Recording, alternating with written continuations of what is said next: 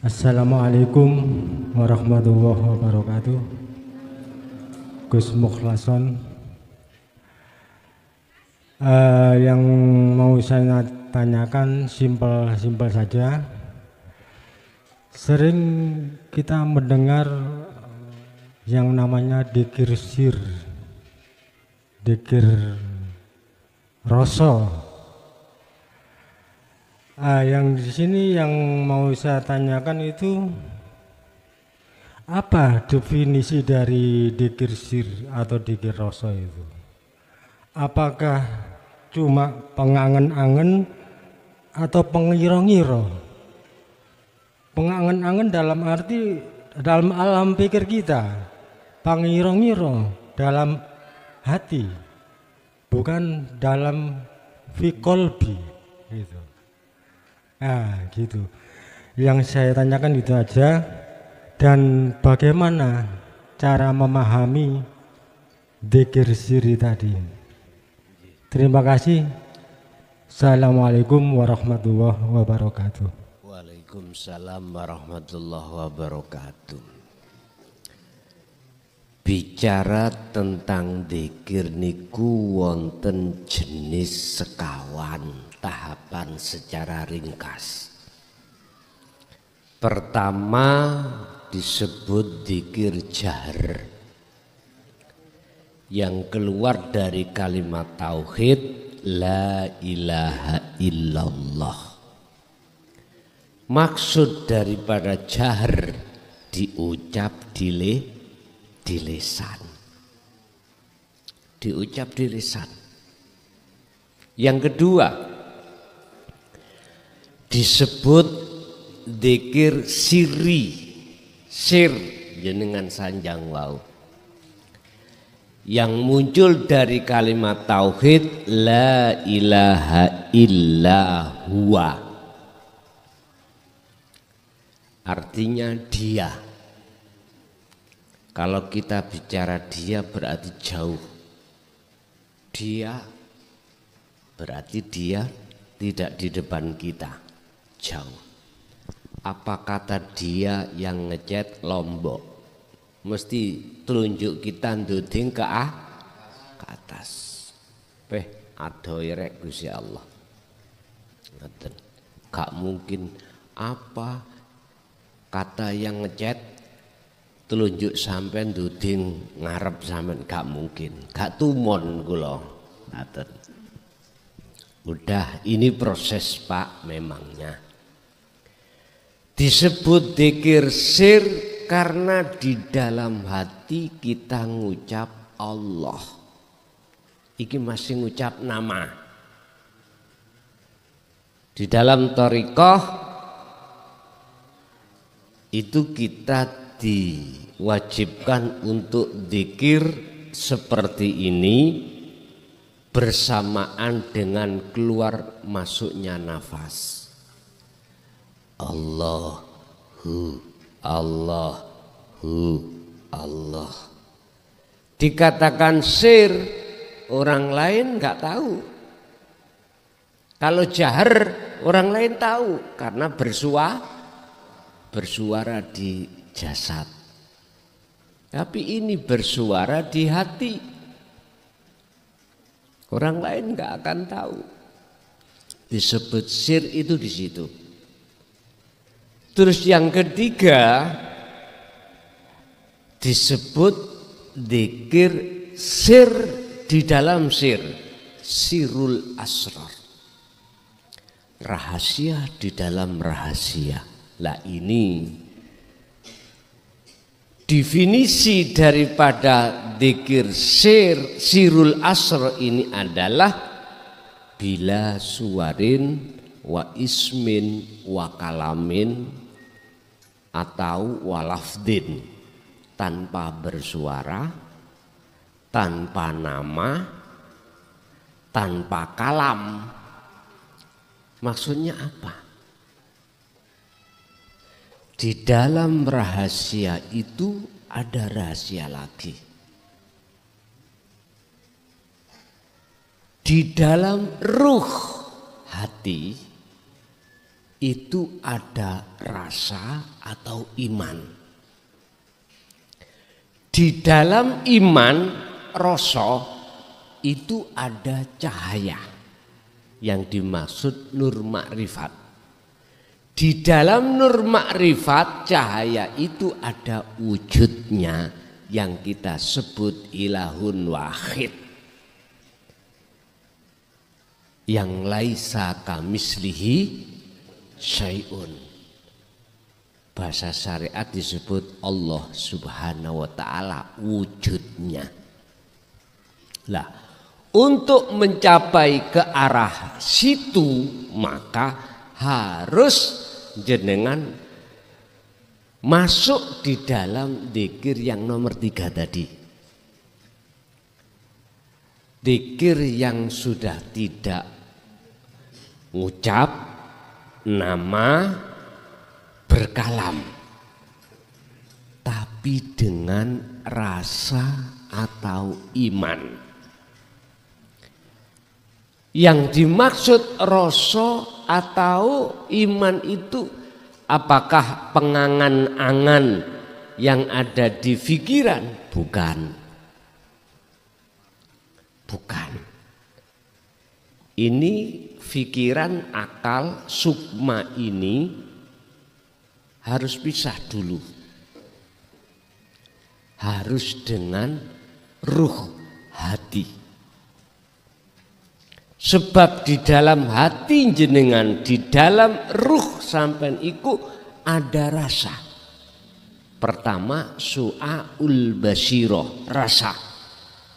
Bangunlah rasa ini, dzikron kathiron, sebanyak-banyaknya. Berzikirlah sebanyak-banyaknya dengan sejatine dzikir. Prakteknya mang piye? Ngeten. Dalam aktivitas apapun, hati jenengan harus melampah rasa, merasakan kehadiran, meyakini urip yang ada di dalam segala apapun itulah wujudnya Allah, itulah sebagai subjek, itulah sebagai isim fa'il, itulah sebagai sang berperan. Hati sampean harus nyambung roh sampean harus sambung terhadapnya. Dengan apa? Rasa tadi. Dengan iman. Kalau ini sudah jenengan bangun terus menerus, maka yang namanya cahaya mesti dinyalakan Allah. Nur makrifat dalam hati sampean akan dinyalakan Allah. Allah menyalakan nur makrifat, cahaya makrifat dalam hamba itu tidak karena nasab. Bukan. Karena apa? Hanya hamba yang digendaki karena amanu wat takau. Karena jenengan disebut muttaqin. Disebut muttaqin ilmu, amal, istiqomah. Itu tadi. Jenengan terus membangun rasa. Dzikir terus menerus. Dzikir ini manakala jenengan lakukan lewat rasa niki nanti akan masuk di dalam tahap kedua tentang sirul asr, yaitu ainul basirah, bertemu sang kholik di dalam kemakrifatan Allah. Lah, siapa yang terus mewiridkan dari dzikir tersebut, maka Allah akan mendatangkan warid. Warid itu apa? Ya nur makrifat mau. Pertolongan Allah yang kita ditolong, asalnya kita dalam kegelapan pada Allah, akhirnya gelapi dihilangkan Allah dengan nur makrifat, cahaya makrifat. Itulah warid. Ketika lampu ini dinyalakan, maka kegelapan pasti hilang. Maka nyatalah apa yang di depan jenengan. Tadinya lampu ini tidak menyala, gelaplah kita, tidak akan pernah kita bisa melihat meja, melihat gelas, melihat apapun, enggak bisa. Walaupun jenengan melek, mencicil, tapi kalau posisi gelap gulita enggak akan pernah terlihat apa yang nyata. Apabila kita belum sampai dzikir yang kumaksud tadi sirul asrar, maka sampai kapanpun kita tidak akan pernah ngerti wujud nyatanya Allah. Sama dengan itu. Jadi sirul asrar itu tempatnya adalah betul di angan-angan. Tapi bukan angan-angan akal, tapi tafakurnya hati. Bentuk tafakure hati, jenengan merasa bahwasanya hidup dalam diri jenengan itu bukan hidup kita. Kita makhluk itu tiada. Itulah wujudnya Allah. Makanya jenengan tetap kudu terus bangun rasa. Inilah dzikir kesadaran. Kalau itu terus jenengan lakukan, maka ainul basiroh mesti Allah sampaikan pertemuan itu. Buka di dalam surah Al-Ankabut ayat 5. Mangkana yarju liqa Allah, iki khusus wong Islam. Nek Al-Kahfi tadi untuk seluruh agama. Ini khusus agama Islam. Karena apa? Menyebut nama Allah, nama Tuhan yaitu Allah. Barang siapa yang hatinya ada kemauan, keinginan untuk bertemu Allah, fa inna ajalallah la'at. Allah berjanji akan menemui jenengan dalam waktu yang Allah tentukan. Dadi jenengan dikire iku ojo arep-arep ketemu. Sebab ketemu waktunya sudah ditentukan Allah. Cukup kita membangun dzikir sebanyak-banyaknya. Udah itu. Kemakrifatan itu akan muncul. Sebab kaidah akan mengatakan Allah akan mendatangkan nur makrifat manakala hambani berzikir. Warid akan datang manakala wirid iku terus menerus dilaku.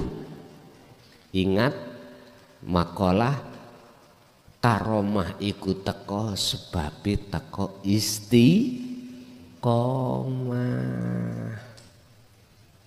Boleh itu dikatakan karomah, boleh.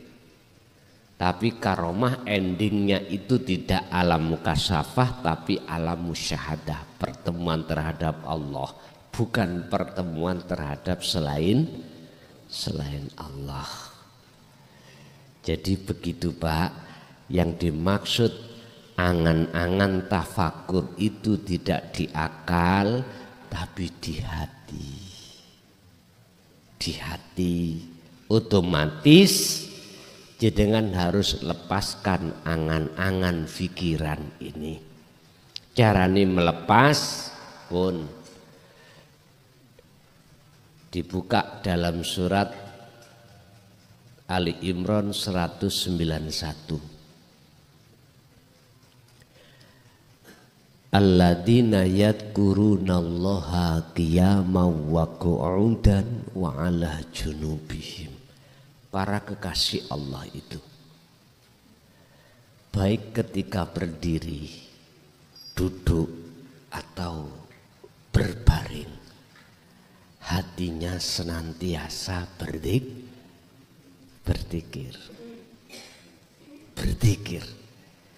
Yang dimaksud zikir di dalam ayat itu adalah sambungi roh menyang urip kelawan rasa, sambungi hati terhadap ilahun wahid dengan imanul haq yang disebut ihsan. Mekaten.